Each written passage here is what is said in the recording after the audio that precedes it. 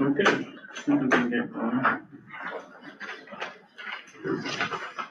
Hello, everyone. Welcome to our regular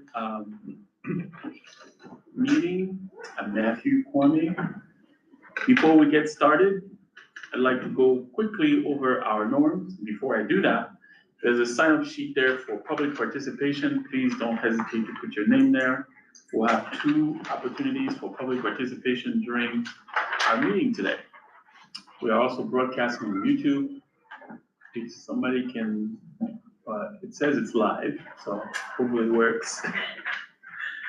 All right, so I'll go over our norms real quickly. Be an active, engaged, contributing participant by sharing perspective and actively listening to others. Be flexible and respectful of others' time and decisions. Be open to other people's truths and perspectives. Be reminded of differences in cultural and social backgrounds. Be transparent about concerns, challenges, and misunderstandings. Be reflective, collaborative, and supportive. Always take the work back to student achievement. What can we do to make things better for our students, both academically and social-emotionally? Respect student, staff, and LSC member confidentiality unless there is a threat to safety. Meetings should be paused if LSC members or meeting participants experience harm due to their identity, including but not limited to gender, sexual orientation, race, etc. The harm should be named.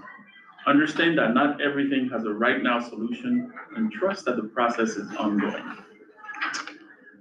With that, I'd like to do a roll call. Matthew Kwame, parent rep. Principal present. Eric Oakson, parent rep. Steffi Jesudito, community rep. Megan Topa, teacher rep. Amy Day, non-teacher rep. Richard Viviansky, teacher rep. Oliver Dinich, parent rep.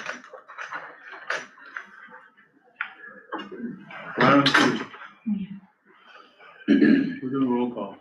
You're next. Like right now? Yeah. Sonia Brown, parent. Thank you. Rocky's running behind, so is Nicole, her from Lamont. And CC, I'm going to call, we're going to join us remotely. The first item on the agenda is approval of the order of the agenda. I'd like to make a motion to approve the order of the agenda. Second. Any discussion? All in favor? Thank you, motion passes. Next item, items needing council approval, just a couple of them. One that's ongoing, allowing LSC members to join the meeting remotely. We are going to have CC joining remotely. She wasn't able to make it in person. So I'd like to make a motion to allow LSC members to join the meeting remotely. Second. All in favor? Thank you. A call. 1 second, please.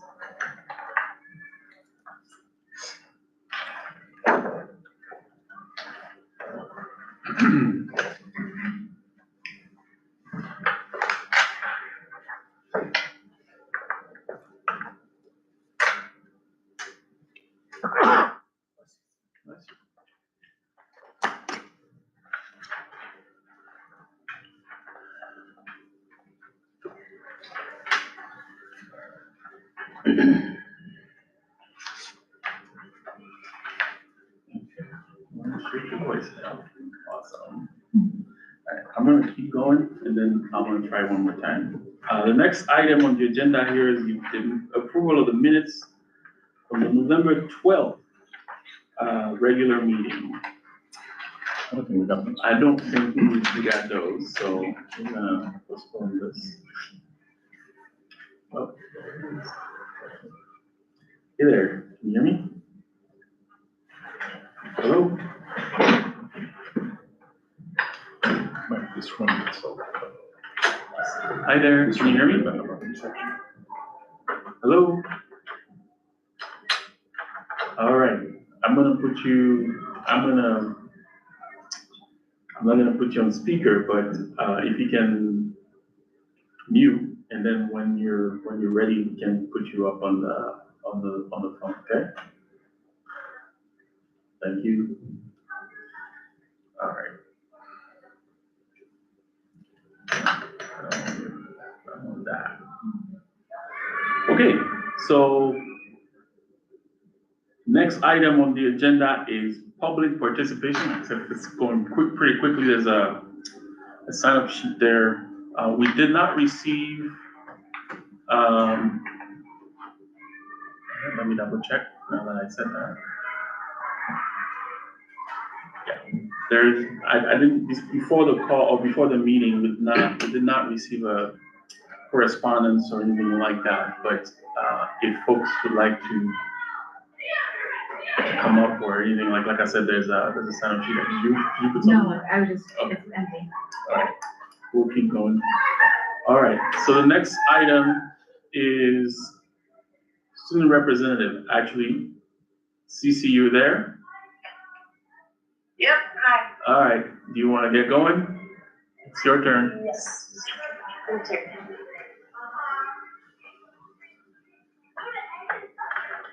Okay. So, my student report. So, I shared this with Mr. Avila, so you can add it into the minutes later. Okay, so my reports from the student groups. So the 5th, 6th GSA. So I went to a 5th, 6th GSA meeting to discuss the views and opinions on the school. Some of their thoughts were, students are worried about the level of discipline towards kids using slurs, bad words, and inappropriate language. Students are worried that the tardy policy brought up at the start of the year will be brought back. Students are also worried about the issue of accelerated math. Students were told that they could go up a grade in math starting in 4th grade. This would mean that when they were in 4th, they would be in 5th grade math, and so on throughout the years. The worry of these students is that once they reach 7th grade, they will be automatically put in algebra because they had 7th grade math the year before. This means that these accelerated math students aren't gaining anything by going in your head, they're just skipping 4th grade math. This 6th student council hasn't started yet and is hopefully starting soon. Once the 5th, 6th student council has started, I will pop into a meeting to introduce myself and put myself out there as a bridge to bring any of their concerns to the LSC. The 7th, 8th GSA. The 7th, 8th GSA Gender and Sexualities Alliance is currently discussing the gender-neutral bathroom that we don't have. Although this problem has been brought up to the admin, nothing has changed. 7th, 8th Student Council and Razamanita. The 7th, 8th Student Council and Razamanita are proud of the tremendous success of the handprint activity during International Night. They are working to find a permanent place for the poster so that it can be seen by students every day. The last meeting, December 4th, of 7th, 8th Student Council was canceled due to indoor recess, but the 7th, 8th Student Council will be meeting again soon. 7th, 8th BSU, Black Student Union, decided that the entire group will be part of the African American Heritage Month Committee. They also brainstormed ideas of what to create / share for the African American Heritage Month Showcase. Some of the students in BSU's ideas to improve the school. Get rid of the backpack policy because it is a waste of money. Some kids pay for a new backpack every year, so not using them is a waste of money. Kids feel like the bathroom breaks aren't a good system because the whole sign-out thing on a computer takes a long time and was valuable time that could be spent educating the youth of Chicago. Bathroom breaks make the bathrooms busier. They also take time away from teachers teaching their lessons. 5th through 8th Student Voice Committee. Students interested in joining the Student Voice Committee are still waiting for a date for the first meeting. Mr. Avila said that it would be scheduled after Thanksgiving break, so it will be hopefully starting soon. And the Student Wellness Committee just started due to students disrespecting period products that are being put in bathrooms. The committee is working on a video that will be sent to classes about how important it is that all students have access to these products and how without them their education is on the line. We're also working on a weekly stress / mental health check-in form to gather data about where student stress is coming from and how we can lower those amounts in places under Peirce's control. And a few student updates. So the bathroom policy has not been changed, and the reason for the placement of this policy has not been given to students. That's the same for the backpack policy and the lunch policy. 8th grade students are working on a Jaden Perkins memorial project with artist and Peirce parent Deirdre Colin-Jones. This project consists of 8th graders sewing quilt squares that will eventually be put together into a memorial quilt. And come help the Peirce cheer team cheer on the 7th, 8th girls and boys basketball teams on Saturday, the 13th of December. The boys are playing at 12 p.m. and the girls at 2 p.m. Go Panthers. Thank you. And then I also have a little anecdote, another update. So earlier this month, I was advocating for one of my classmates who was worried that she wouldn't be able to afford the payment for the 7th grade Springfield field trip. She really wanted to go, so I asked my teacher how she could apply for financial assistance. They said that I should email the assistant principal, so I did. The assistant principal told me to go back to my teacher. The deadline to pay the down payment for the Springfield trip has now passed. It is frustrating and discouraging to be bounced back and forth between adults at the school. Students need to know how the financial assistance process works and so they can advocate for themselves. We expect more from the adults at Peirce. How can this process be improved so that all students can attend school trips, no matter their financial situation? This is just one example of the disregard that students have been feeling from some of the administrators at our school. Thank you. Thank you, CC. I didn't know anything about that trip. Springfield trip, or? No, I'm not going to look into that one. Okay. Yeah, I'll look into that. Does that typically take place the same time each year? From what I recall, yes, it was usually at its I could comment on that. I remember in previous years when those permission slips came through and there was, parents owe $11, whatever it is, there was a checkbox that says, I need assistance. Okay. The last field trip I signed as a parent didn't have that line on it that said, I need financial assistance. I'll follow up with the office staff and see. Yeah. Well, this is also different because we're using a different program where we're not running it. The company's doing it. So, So I think the third party missed that line. because we've never had deposits before, so I think this is, But is that I think it's just specifically clarification. the spring trip? yes, Okay. Springfield, yes, because we're on state. Okay. How much cost? It's not my trip, I don't know this year. $1,681,680, and they did have Wait. per Are we talking about the trip to Springfield, 8th Springfield? grade. 61 or 8th 60? grade doesn't go to Springfield. $1,680. I think we're talking about something different. 8th grade doesn't There's- go to Springfield. It's not the trip. No, I think that's different. This is 7th So grade. if you do like a trip to DC or New This York, is then one Springfield. Springfield, That's that's probably right. the 1600. Yes. So CC, which trip are we talking about specifically? Is it the one in Springfield? And that should just be a bus ride.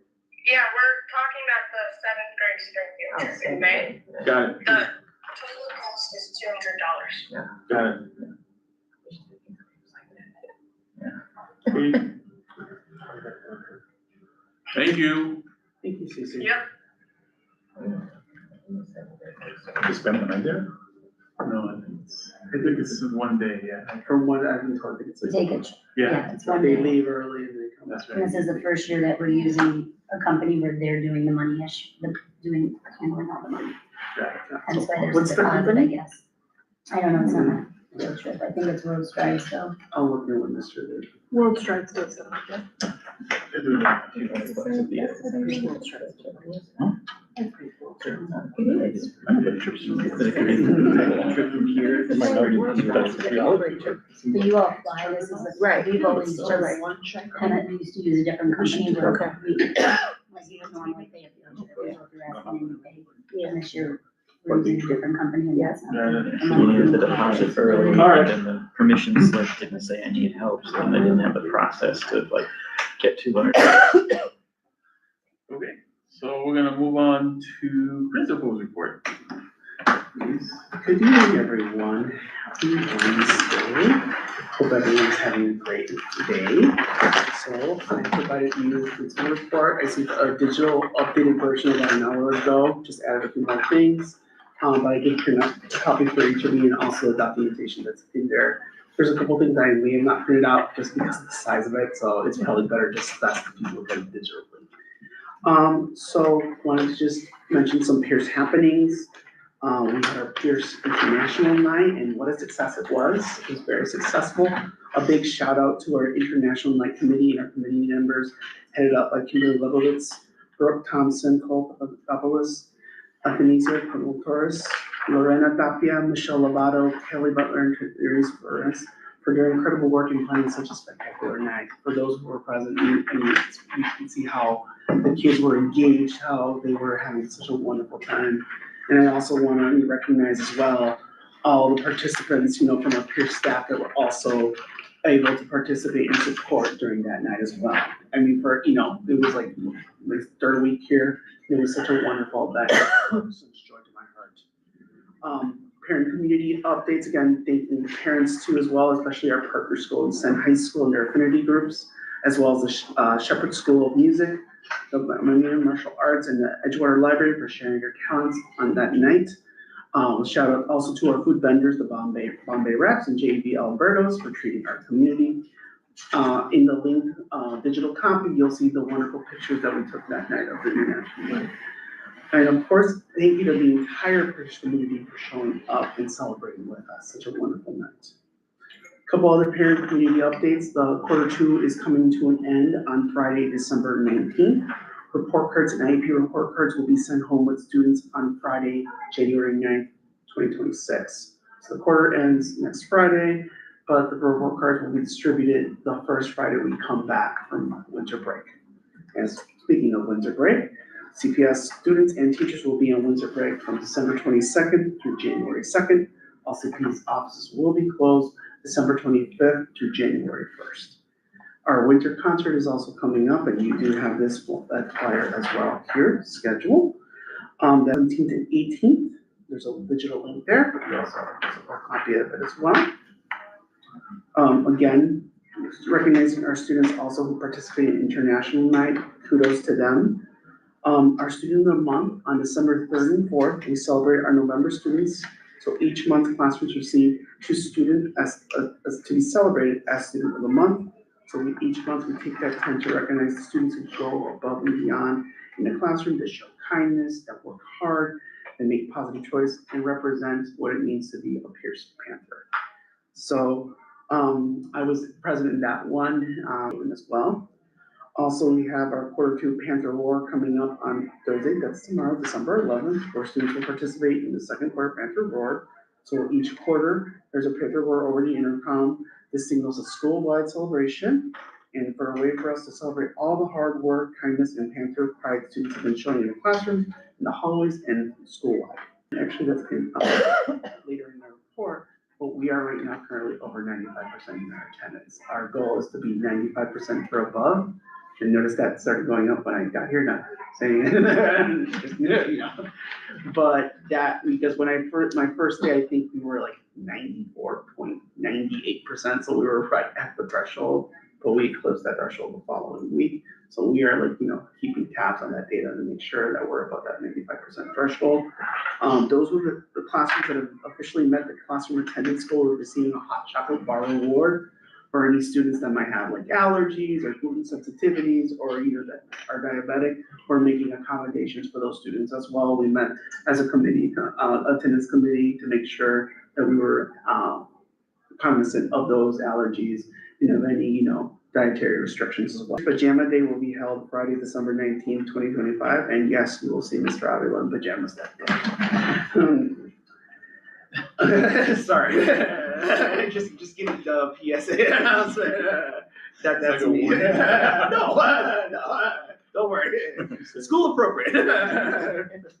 It'll be my holiday PJs that my kids picked up for me. So moving on to domain number 1, organizational leadership. Every element of every competency. The complete set of reports across the school year will collectively provide full coverage of the competency elements. So just because it's, a part of the components are not part of this report doesn't mean that you will not see it throughout the school year. Professional learning plan, which coincides with our CAWP priorities. We're wrapping that up, ensuring, to meet our goals for the end of our SY 24-26 cycle. Parents, community members, leaders, LSC members, and student representatives, They would like to be participants in the next CIWP cycle. So, information will be shared, the next few days with those stakeholders. From instructional teams updates, our ILT continues to meet regularly to progress monitor our current CIWP goals and priorities in alignment to it. Our BHT and counseling updates, and that you have this right here. So BHT continues to meet regularly to assess referrals for students who may benefit from BHY supports and interventions. Here you'll see the updates. A couple of the updates include changes to the referral system. They wanted to make sure that we're fully utilizing branching minds and actively collaborating with staff throughout the intervention process. So that's just a logistical update to the referral system. And then, as you'll see throughout the report as well, our counselors, Ms. Harrison and Ms. Adu, shared a couple of updates, including how they're, collecting counseling talking tickets if they want to meet with the counselors. And then this upcoming January, they're starting intervention groups as well.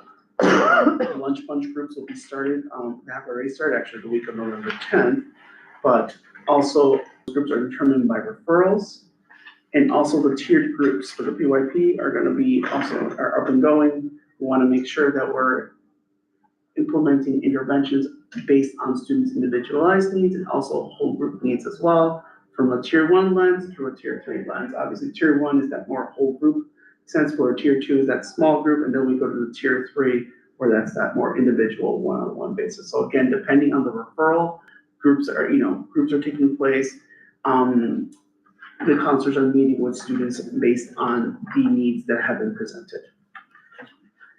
SPED updates, on the digital copy of the principal's report, you will see the SPED updates are up-to-date updates of the number of IEPs, the number of File 4s, dating from the previous November 10th meeting to now.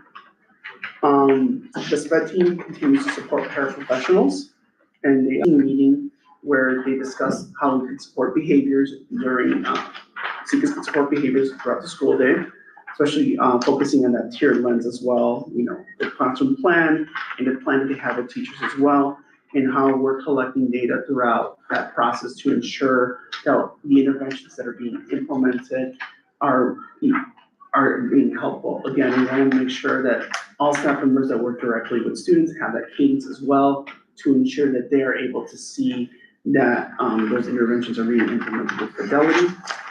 Our SPED team reviewed the new cluster program guidance. This is guidance that was shared at the case managers meeting with our case managers. So this is to be shared, even though we may have a cluster program that all schools are required to, review this information. So that information is there, as long as with DEX, you have access to those links as well. For our MTSS team, in January, students will be taking the MOL STAR on the results of those examinations. So once we receive those, so that's usually the window is throughout the month. So once all students have been assessed, we will start digging deep into that data and ensuring that students are tiered appropriately. What type of? Reading and mathematics. Reading. Yes, reading and mathematics. Those are the benchmark assessments, those are the focal points for the district, so reading and mathematics. Good question. My listening tours, just to give a brief update, I'm still conducting listening tours, obviously, especially with the short one in November, with Thanksgiving break, I had to extend it a little bit into December. So members with parent groups and student groups, and I'm continuing to meet throughout this school. What challenges are we facing, and what is your vision for Peirce this year and beyond? So I plan to share more details about that in the upcoming January LSC meeting, just to gather a scope of all the feedback in its entirety, to ensure that, for transparency's sake, that I'm not just taking a part of it, but I want to make sure that I'm sharing the feedback collected from all stakeholders that I've met with. Staff and student surveys will be shared with stakeholders following winter break to gather more school-wide feedback as well. That was part of my 30, 60, 90-day plan to have that the first week back. So I want to make sure, that students are focused and staff are focused as well as parent stakeholders.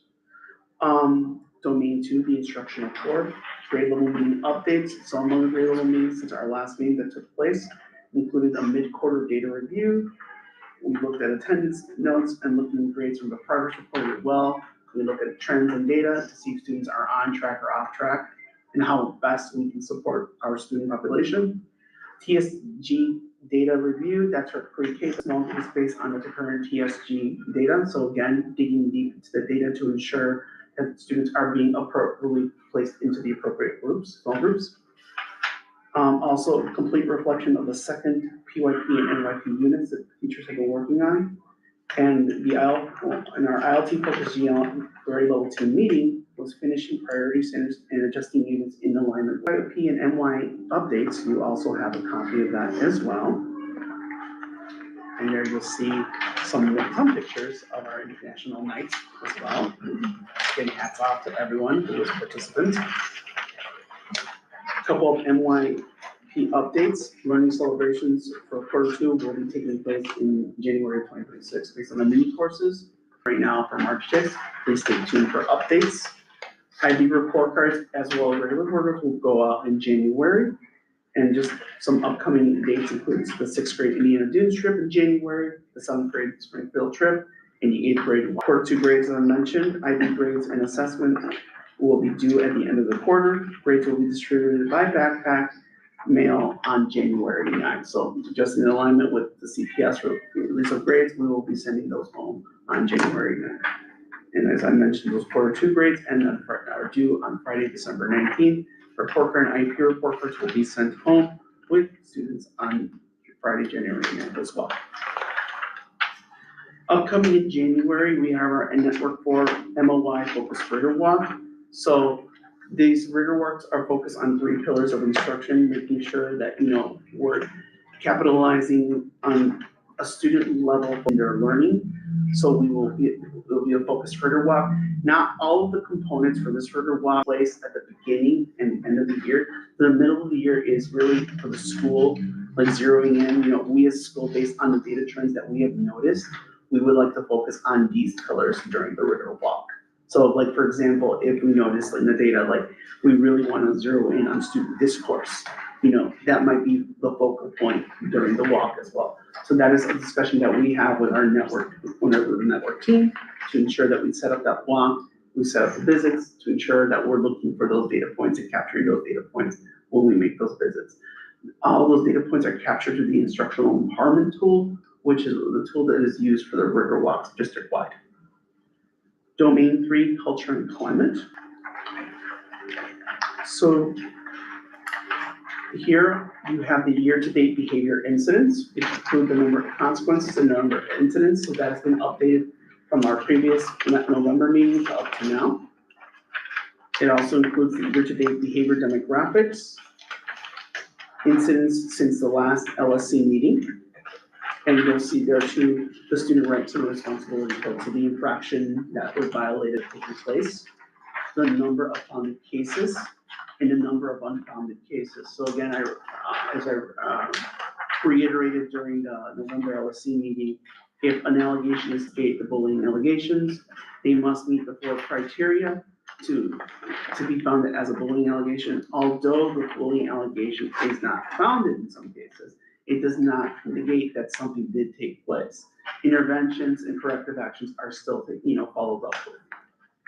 Since the last LSC meeting, the number of investigations that included 3.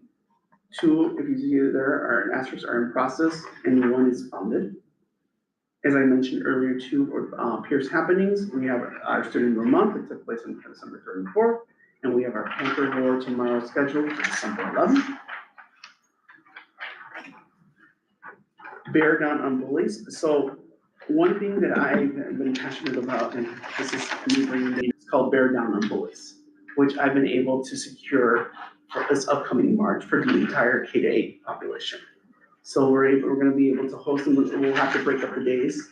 But this program is a 45-minute hour assembly where Staley the Bear will be here, and there'll be an MC with Staley the Bear. And students will discuss proper ways to properly address and deal with bullying. As a wrap up, they give us like a big banner that's autographed by Staley, and a banner that we can display in solidarity, we stand against bullying, all types of bullying in school. So I'm very excited about that programming, and looking for other opportunities to bring to the school as well. Safety drill updates, we are up to date with our safety drills. We actually do have, still be within the compliance window. We have completed, besides the safety, shelter in place drill, we've completed our allergen drill, our lockdown drill, 2 fire evacuation drills, and the bus evacuation drills. One of the last fire evacuation drill was, attended by CFD. It is mandated by CPS that one of those fire evacuation drills must be, CFD within the timeline cannot be present at those drills for any reason, because CPS has a calendar, you have to complete the drills by a certain date. So we have one more drill to complete, and I believe that's in the springtime. If you're unable to make that date for any reason, as a school, we can conduct the drill. Like, we can have as many drills as wanted, like if CFD comes, we're not gonna turn them away, like, we'll conduct the drill. But by mandate, by CPS mandate, we're required to do 3 fire drills. We did have a safety episode that I wanted to report at the pre-K branch this past Thursday on December 4th, where the alarm went off. Our team did an excellent job in handling the situation. I was contacted immediately regarding the situation. Safety and security was in touch with me as well. Obviously, we want to ensure student safety. This took place after dismissal. So like 10 minutes, like about 3:40, the alarm went off. So not all the students were in the building. The only building were one student that was not picked up and students that participated in the YMCA programming. But again, we still took the protocol. Kudos to the pre-K branch team, and all the pre-K teachers and all the team. They did an exceptional job. They communicated immediately what was going on, and we were all able to communicate. I went over to the branch to view which alarm went off. I communicated with facilities as well, because again, when CFD came out, there was no indicator that there was a fire. So we wanted to make sure, my prerogative was like safety. I wanted to make sure, that the alarm is working. CFD indicated the alarm is working. We did find out during that, and I was informed that the alarm there is not linked to CFD, which I alerted safety and security to, that needs to be worked out, because one status at the pre-K branch.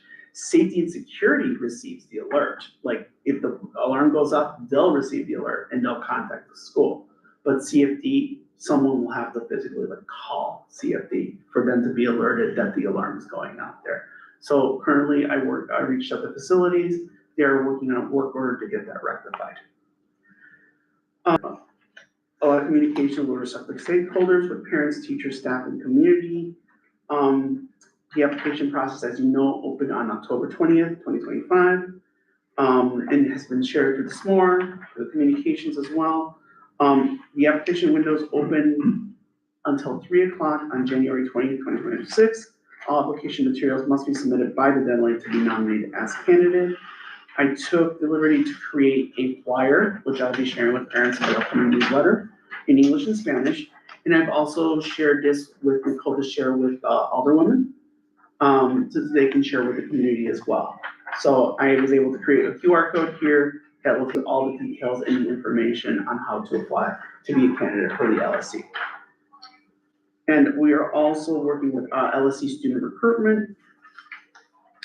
Ms. Sally and also one of our MIP coordinator, Ms. Gerhart, are helping. They shared this with students, the student LSC elections, and promoting student involvement for the student LSC elections. So this has been shared with students. As you know, there will be a forum for students later on. Their vote is different from the actual vote. So they're gonna have a different set of rules. Like, it's gonna be a paper ballot vote, it can't be done digitally. So it's a paper ballot vote that I believe will be done the same week, but it's gonna be a day for students. More details come on when the forums will take place, as well as when the actual vote will take place. Will be shared with you and with the school as well.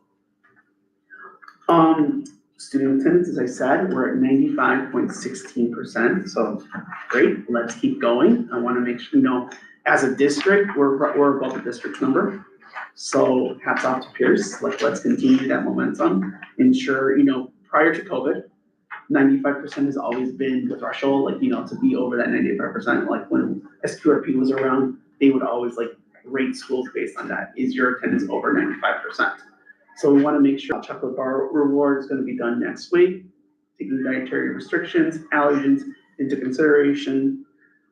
And those will be given to the classrooms that have met those. So Mr. Joseph Park, one of our wonderful fifth grade teachers, has volunteered to serve as our gender support coordinator, a new voluntary role outlined in the latest CTU contract.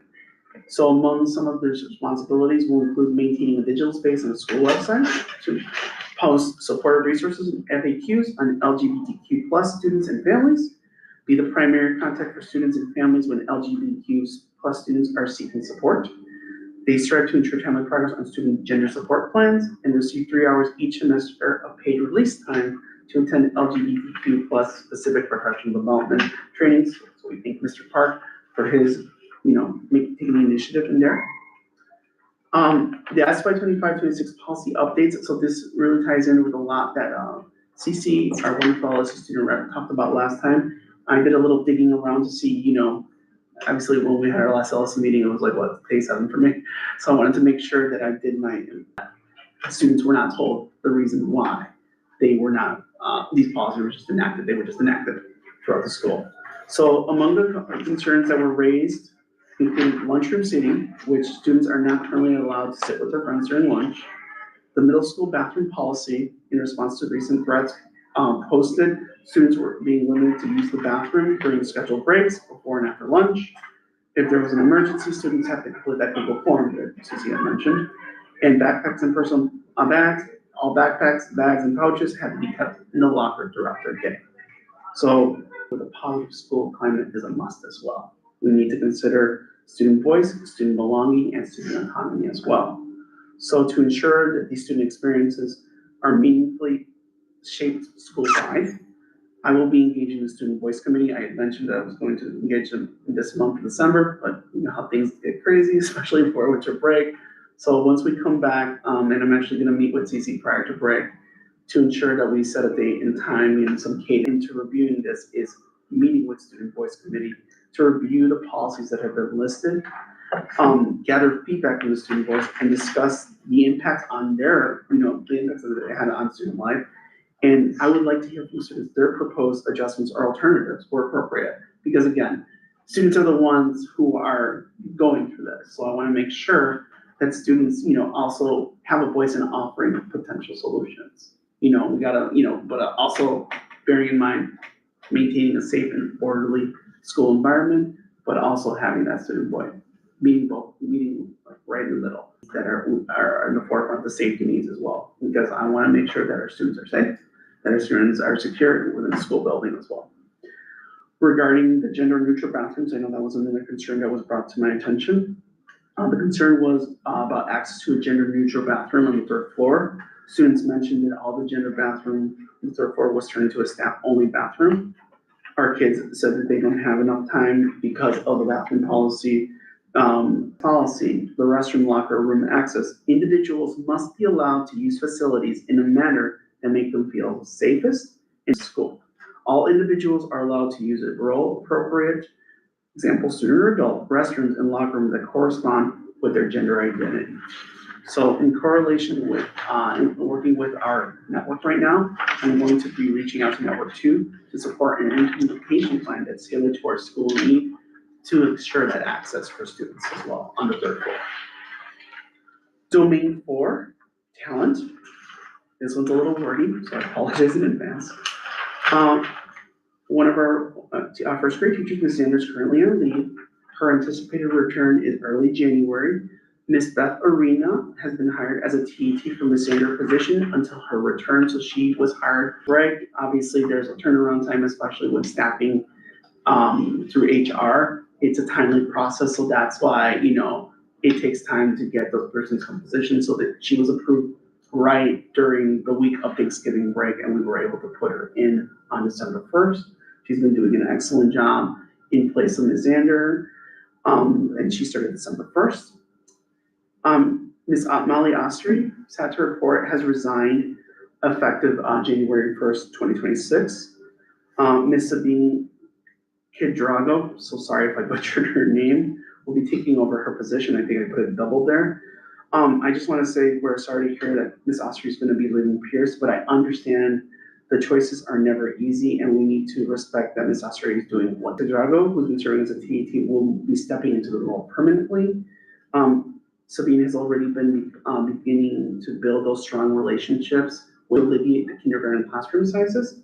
So for room 101, we have a bilingual TA hired, Sally Pons. So we are working with HR to confirm her start date. We also got is still clearing onboarding, and we are still currently interviewing for the position for room 110. To my tenure, EIC months had appealed for 2 teachers and 1 SECA on September 30th, 2025.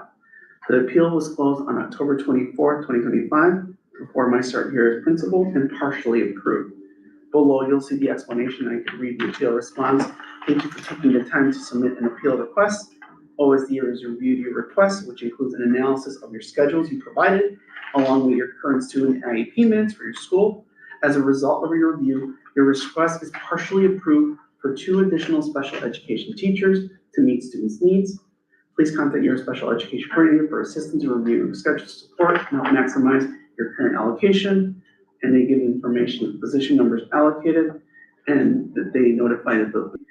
And I'm happy to report both positions are being filled by 2 experienced special education teachers, which will start both on January 5th. Ms. Nancy Galvez, first grade, and Mr. Andrew Peirce will be in that 4th, 5th grade special education position. The AP interview process, to give you guys an update, I know it's on the agenda, but I can give you a bit of an update here as well. Round 1 interview, so after I started, that was one of my first priorities to ensure that we began the process. So from the 70 resumes that Mr. Lee and I reviewed, we selected 8 candidates for the initial interviews. Of those, 3 candidates were selected for the next round of interviews. So all of those interviews took place before Thanksgiving break. Round 2 interviews. So I did reach out to school stakeholders as well as LSC stakeholders for the next round of interviews, which included them helping in the creation of interview questions and being part of the interview, and also giving feedback at following those interviews. So that took place on the December 4th, actually. We interviewed the 3 candidates right now. I asked them to share by this early next week on the candidates. So among the things that I'm considering besides the feedback forms, I'm also doing an extensive reference check with any reference checks that they've given. I'm also asking for letters of recommendation as well as their past evaluations as well, based on their role. I want to make sure that the person that we select is someone that will be an instructional leader that will help carry the school's mission and vision, in the long term. DPQ did extend an assistant principal until Friday, December 19th. The intent is for the newly hired assistant principal to start on January 5th, 2026. So that would be right in break. We'll resume from break. Originally, they had said Mr. Hurd's last day was October 31st, so I advocated for the sake of my transition as well to keep him on and last nicely, and they extended it until the end of December, December 19th. Reach evaluation updates. So I'm in the process, obviously, it's something that's part of my transition, so I had to evaluate to ensure a couple things.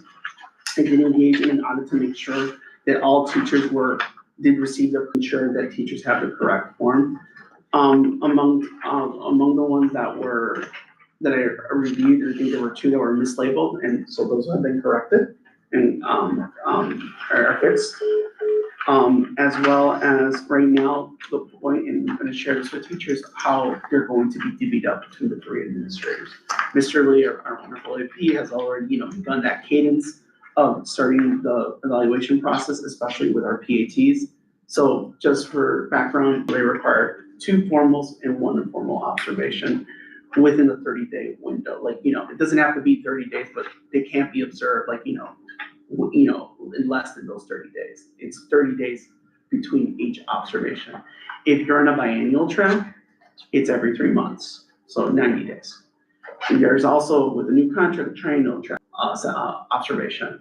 The rule is that every teacher should be receiving 1 formal observation per school year. And then there are some who might be in a biennial track, some might just have that one formal, others might have that one formal, one informal if they're in track one, or if they had to be, if it was a carryover from previous. Like if they only received one formal in year one, then they'll receive one formal and one informal in their second year. And any PAT, or if you're at the end of your track, they'll be required to complete towards the end of the school year. That's my report. Questions? Comments? Yeah, I have a few questions. Yes. So here, we'll just start, I guess, I'll take some notes as we go. The MTSS, I guess it's called MOY star. Middle year. Yeah, what is that? What do we do with that data? Meaning, is that to evaluate our school? Is like a student's placement somehow? Or So- what type of testing? Great is it? question. So that testing, that's data that's benchmark testing, data that's taken that teachers disaggregate to tier their students for the purpose of small group instruction. So everyone at the beginning of the year is like, that tier one stuff. But then, when you assess them at the BOY, some students might be like, okay, they're more like in the tier 2 and tier 3 spectrum. So like we create small groups, that data to ensure that students are being grouped appropriately and receive interventions that are appropriate to their current academic needs. So during every assessment window with the BOY and MOY, we tier them. In the EOY, there is an assessment where they're at. That really helps drive student placement for the upcoming school year to see, we want to make sure that we're developing a cadence of not placing, students that are not, we don't want to overwhelm the teacher with a bunch of tier 2, tier 3 students. We want to make sure that it's allocated fairly, so that data does help drive those decision making as well. Doesn't it make more sense to do this testing at the beginning of the year so that, because it's like the year? Windows for testing. There's a BOY, an MOY, and an EOY. BOY usually takes place in September on week 3. No. MOY takes place after winter break. EOY takes place 1 month before school ends. So there is fewer testing? Yes. Okay. Correct. So they've done that data analysis already at the beginning of the year as well. So this is kind of like the mid-year check. I'm like, okay, from the BOY to the MOY, how have students progressed? Are they gonna remain in that same tier, or are they gonna move up to that tier 1 group? And then on the safety, I guess, the incident that happened at the branch, did we get the long distance radios? Were we able to use those? Or? Yes, those, I believe, I need to confirm if they received them. I know, and I'll double check with the dog, I won't make a note of that, if they've been set up and they're up and going. I thought they would have been probably useful. I mean, everything happened locally at the Right. branch, but, again, as soon as, obviously, their first priority was student safety. So they got everyone out, and then they contacted 911, then they contacted me. Safety and security immediately contacted me, literally as they contacted me, so it was instant. So there was no, we were making sure, first priority, that students got out safely, and made sure that CFD conducted an a thorough search of the building to ensure that there was, nothing, of peril to the students. On the, I guess, the behavior or the discipline, I guess. One thing I was wondering, do we have some sort of a benchmark to go against, or does CPS provide some sort of a benchmarking, or you can compare data, behaviors with, I don't know, the district, or maybe the network or schools similar to ours to see where we stand? Because it's kind of hard to talk is that a high, is that a low number? Are we doing great, or are we doing horrible? So there's not necessarily, from what I recall, there's not a district benchmark, this is where you should be as a school in terms of behavior. I think the district would prefer it be less amount of infractions, the better. But to your point, of the question of is there a way to compare? There are ways where we can look at data, if we want to see district data school-wide, this is the number, because it's considered to all schools. Mhm. So the percentage is obviously going to be higher because it's taking into account all schools. Yeah, because it's kind of hard to gauge, do we have a big problem, or, this is pretty normal, it's happening in every school, and, it's just, We can explore with our data strategists within the network as well. Like if there's a way to compare network to, like, for example, as the base, but again, like every school's gonna have a different situational, again, some schools might have more behavioral issues compared to our school. So I guess it depends on the nature of what's going on too. So I think that's why there isn't like a benchmark per se for that, because every community and neighborhood might be different for that reason. It could be helpful for that reason to compare like year to year. Yeah. That I agree, that is available for us to see, like, for your perspective.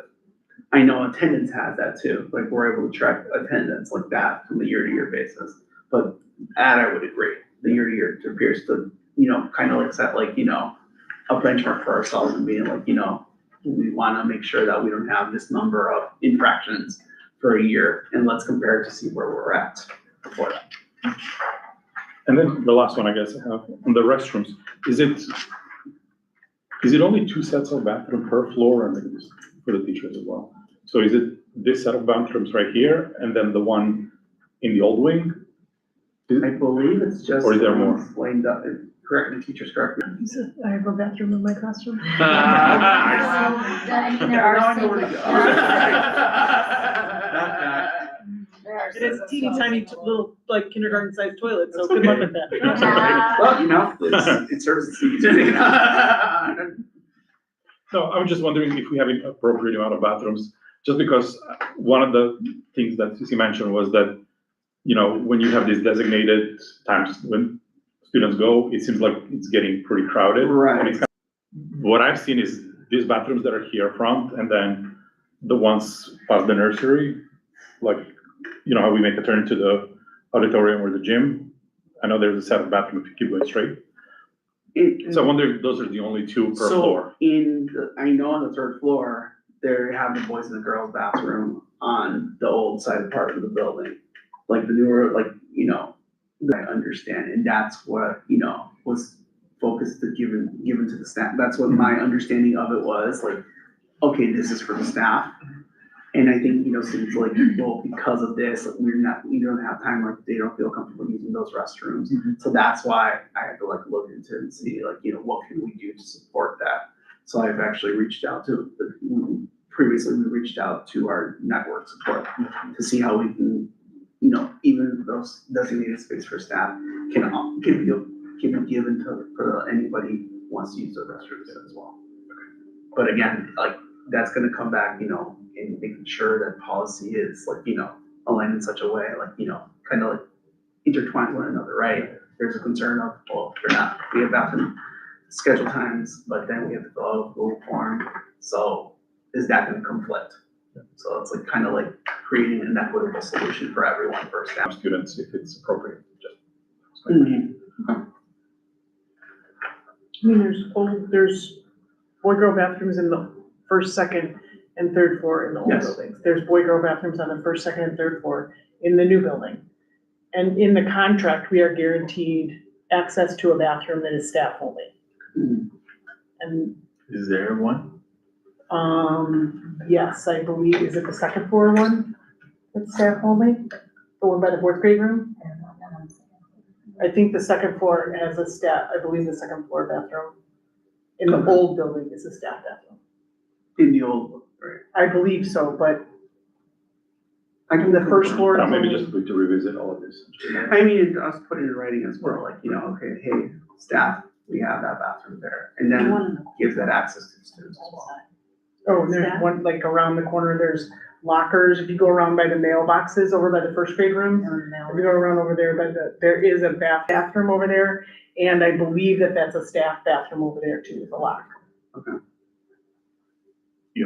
But I don't know there are bathrooms that are designated staff bathrooms that have been changed into gender neutral bathrooms. So I don't know if they're assigned My rooms understanding was. with the door, with a yeah, lock that are for staff only. That I My don't know. understanding was that the ones that are on the 3rd floor in the newer side were designated previously as gender neutral bathrooms, but then it was given staff, but again, we have those gender neutral bathrooms on the floors.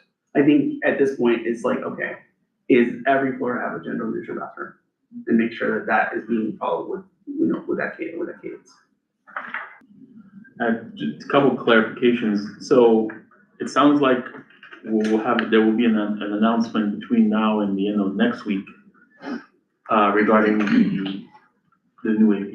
It'll probably be earlier in the week. I'm not gonna wait till Sunday. No, you'll probably hear it on probably Monday is my. Talked about was, so we discussed the walkie-talkies at the Yes. branch. Like to continue advocating for the same thing here in the main building. Mm-hmm. And also we talked about security cameras in the hallways and. Again, I'm just safety first, so I did reach out to safety and security, asking about additional cameras for the school building. So obviously, they told me that, well, the district's not gonna pay for them. But I'm like, okay, if we, gather families and collected money, would we be able to take that? And they're like, yeah. So I'm currently in the process at work on like touching base with getting quotes and stuff like that of what that would look like and when the scope of work could possibly take place. So that's in motion right now. Got it. And one last thing, really completely minor, but on the table. Yeah. I think, so the year-to-date behavior demographics, I'm wondering if, so I think on the Black Mountain, like the total says 9, unless one student went through 2 of these. But Like, it should I see what you're be saying. 10, It's 10 here. All but it that is says 26 total. 9. Got it. Okay. So it works. I'll mention that, Mr. Driver. And I think what we wanna do is, I think we talked about, so year to date, we have the numbers, it'd be nice to have the year over year to kind of compare. But yeah, I made a note of that. I think that's a good point, like having the year-to-year comparison. With the I don't know, now, I would have to look at the dashboard to see how that looks. Because usually it's just historical data, like it just gives the percentage. So again, I can reach out to the data strategist and ask him like, if there's a way for us to like condense that. So we have a comparison like of the infractions, like from one year to the next, like a comparison. Anything else?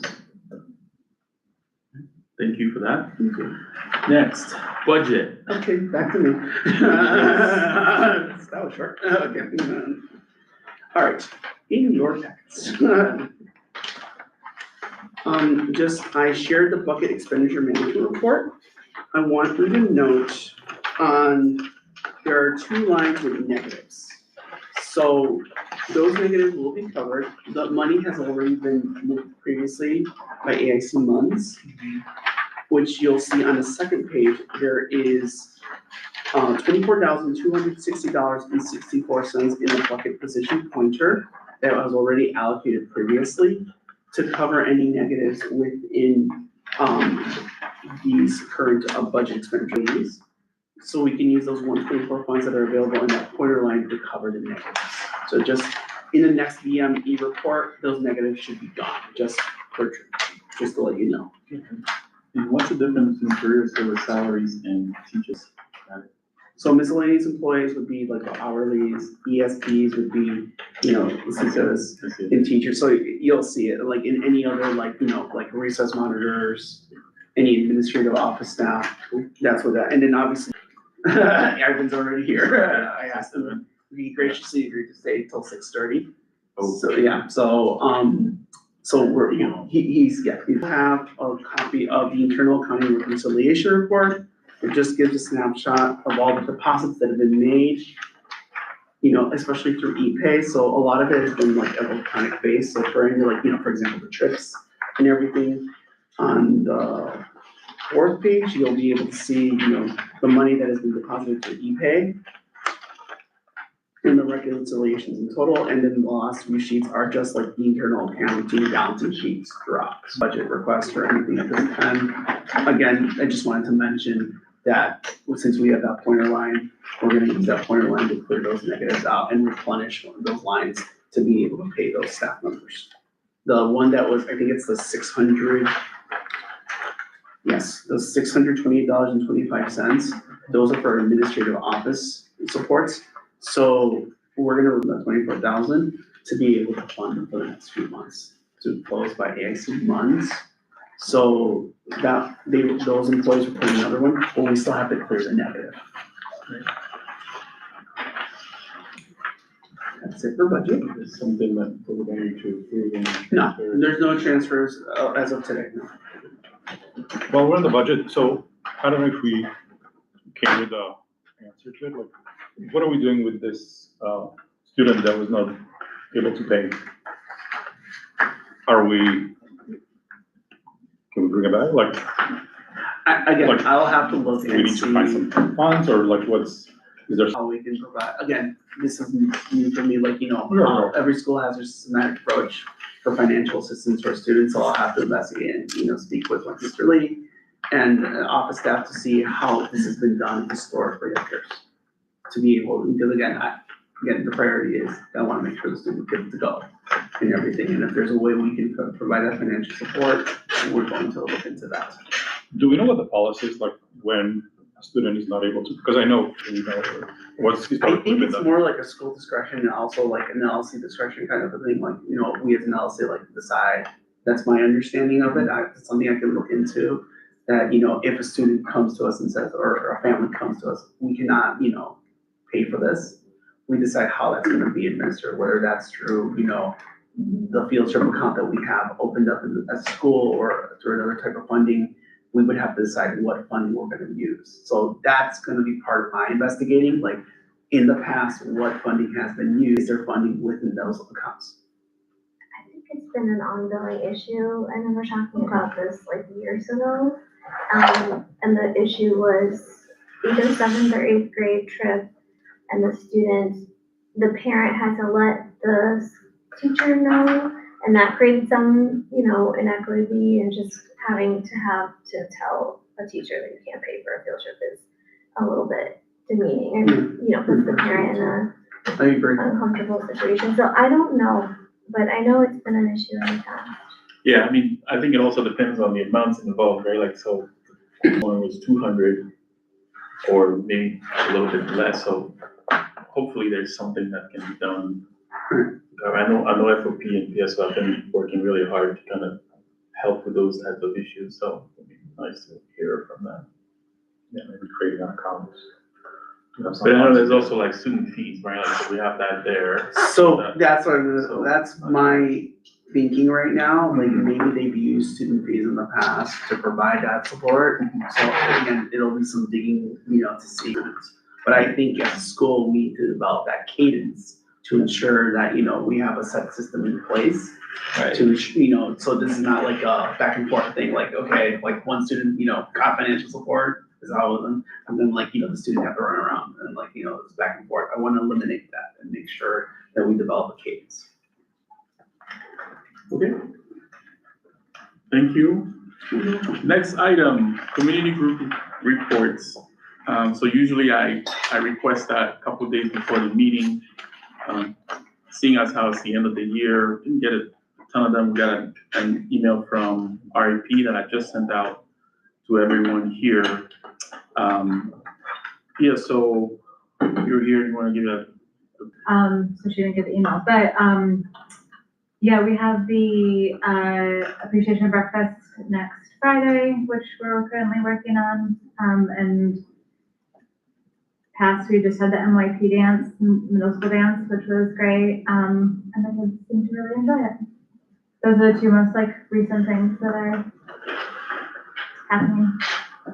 Thank you. And I just wanted to also mention that there's an effort to coordinate between all the parent groups and the LSC and the LSC Equity Committee to just have regular meetings with Luis and also come up with communication that comes from the entire group. You may see that as far as newsletters and whatnot. So we're continuing to coordinate just to make sure that the messaging is focused and concentrated. It comes from one place as opposed to getting different communications. Reports, PLC. We do not have anything. We had to reschedule our December meeting for January, so it'll be a double meeting.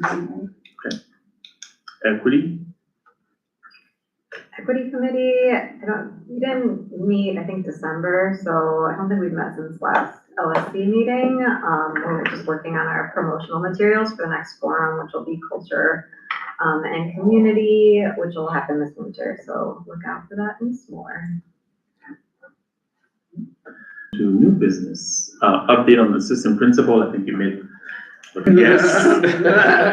We look forward to the Yeah. communication. Again, like I said, I wanna make sure I'm making an informed decision. I'm thinking about the long term, of the school, what's gonna be best, like which instructional leader is gonna be a long-term person that's going to help drive the mission and vision of our school.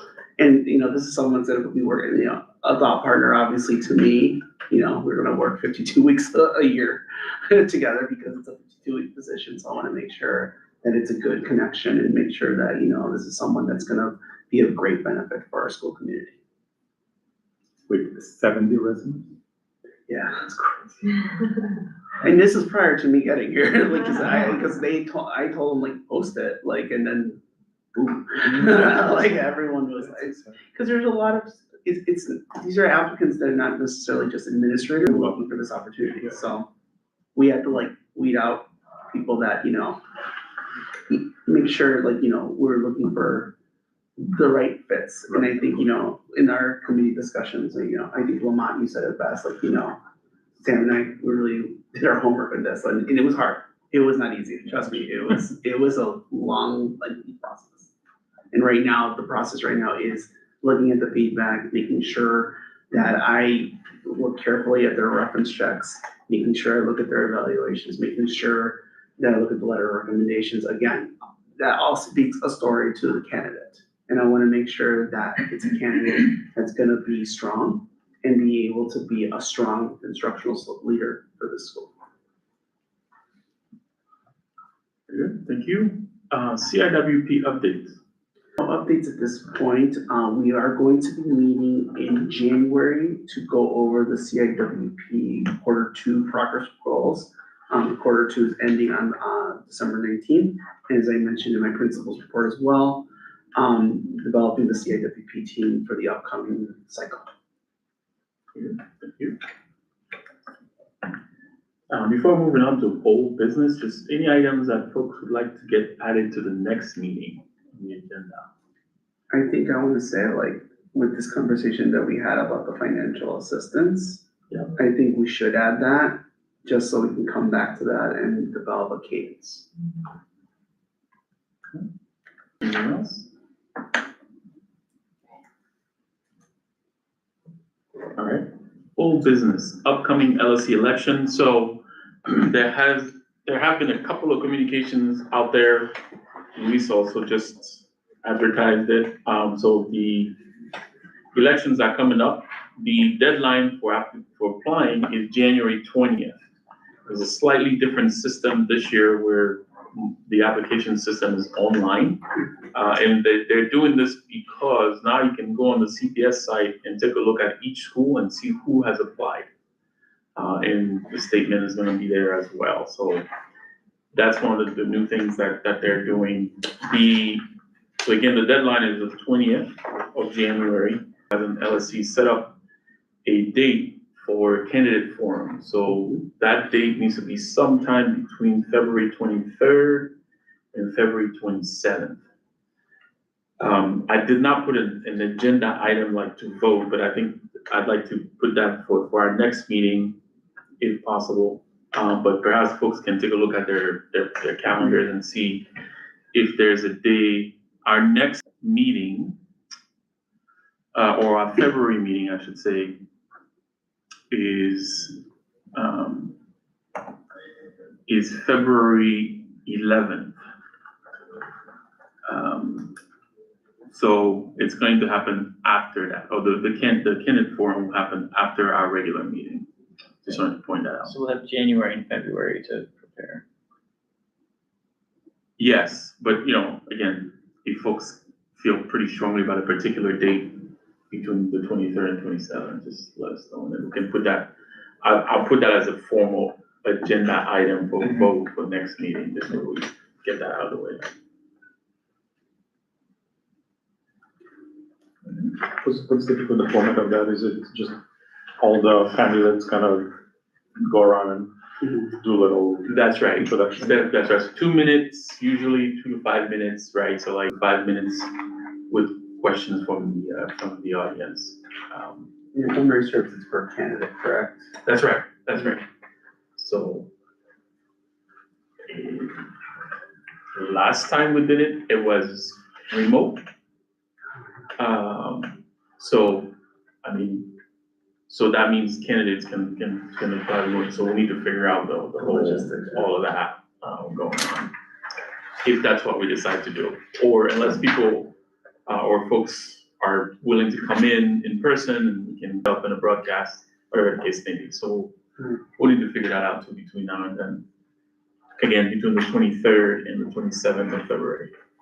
And community Oh, members. okay. Yeah, students is different. Student their forum takes place during the school day, so it's. They have their own. Oh, they do their own, okay. Yeah, because part of it is, they like have to determine like the order of about to, like, during the forum for kids, and then I've run it before as an assistant principal for the student side of it. So like, giving them an opportunity to make their case as to why they would be a good candidate for the LC. Just offhand, do we know how many people have applied so far? That's why it would be nice to go look at that thing online, which I have not done. I know it exists, but I haven't looked at it. 2? So activate your networks, people. Send it to you. And I'm sending the flyer out, I'll start plastering it all over the school. I've encouraged some folks, but I think they're looking and saying, oh, I've still got time. Mhm. I'm gonna apply after Christmas. Yeah. It's gonna be January 19th, and hurry up. So I think it may make sense to add, we're gonna get to the bottom of the Like email that I'll read. the flyer was my Thanksgiving break project, just to make sure, like, hey, here's the information, just scan the QR code to go and apply, and. Nice.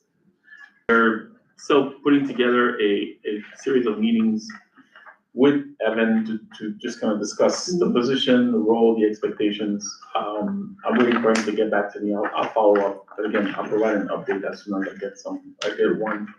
I'm actually, he did request to meet with me, at the end of this week, so Perfect.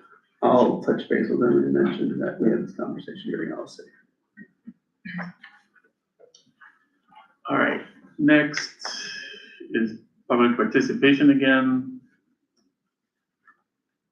There are 4 of you, that's fine. Okay, and I've got 2 minutes, so we've got my list, Joe. First, Principal Avila, thank you so much for sharing your principal report and being so thorough, and following up on so many pieces. I really appreciate it and hope that I can't remember the system, but that makes it into like the LSC folder so that folks might be able to reference it. In prior meetings, it's been printed for folks, which has been really helpful too. Okay. But there's so much good stuff in there.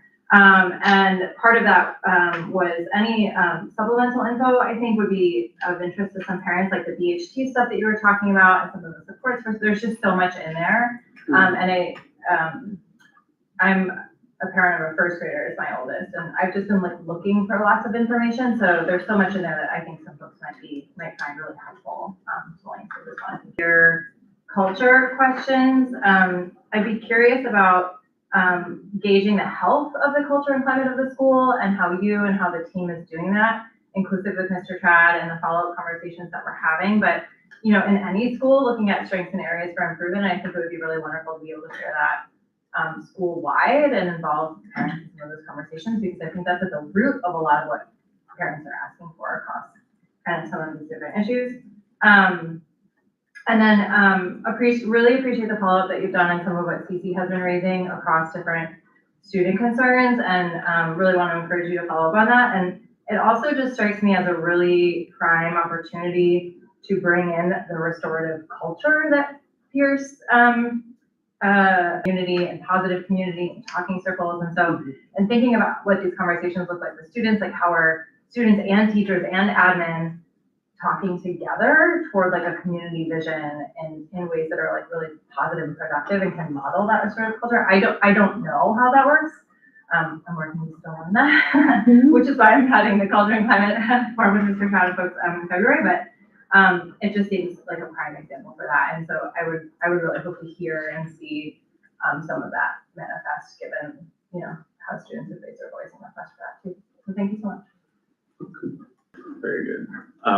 Next, over here, we have announcements, comments. Anyone?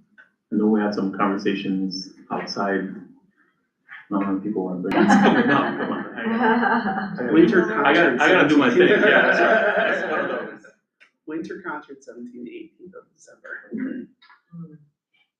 And winter break. Family, recharge, rest up, and happy New Year to all. Yeah, so again, I'd like to remind everyone that we have upcoming February 21st. Now we actually have a date for the Argyle Street Lunar Year Parade. We're actively working on that. Yes, there will be a float. I'm actually putting that in the notes. Yes. So if you don't want to take this.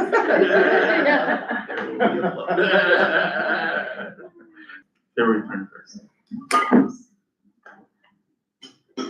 It'll be the worst weather of the year, as usual. Alright. Any other comments? Alright.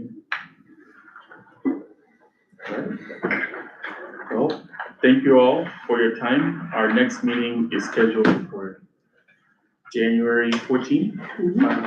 Until then, if you have any questions, please let me know. But as we said, happy holidays, everyone, and we'll see you next time. I'd like to make a motion to adjourn. All in favor? Thank you, everyone. Thank you. Have a good night, everyone. Take care. Drive safe. Okay. What's that? You like it, don't you? First of all, thank you for the dessert. Oh, of Thank you, course. appreciate it. Enjoy.